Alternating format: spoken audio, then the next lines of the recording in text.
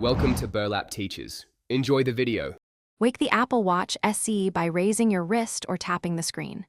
Look at the current watch face and place one finger on the display.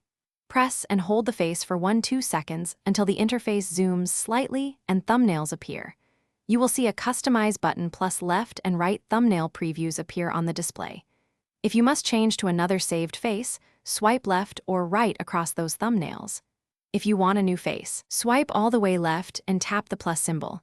That opens the face gallery so you can pick one. Scroll the face gallery by swiping up or down to preview styles and layouts. Faces include options like modular, activity, photos, and motion in the gallery. Swipe a face to see its color and complication layout before selecting it.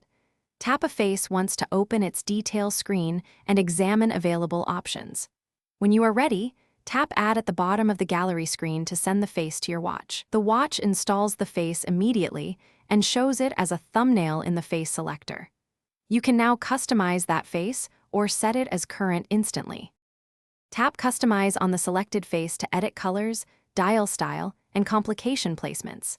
The screen shows separate panes for style, color, and complications you can change. Use the digital crown to scroll through color swatches and option values smoothly. Tap each complication slot to choose what data or app will appear in that position. After making changes, press the digital crown once to save every adjustment you made. Finally, tap the face once on the watch to make it the active watch face. Your customized face now displays and remains until you change it again.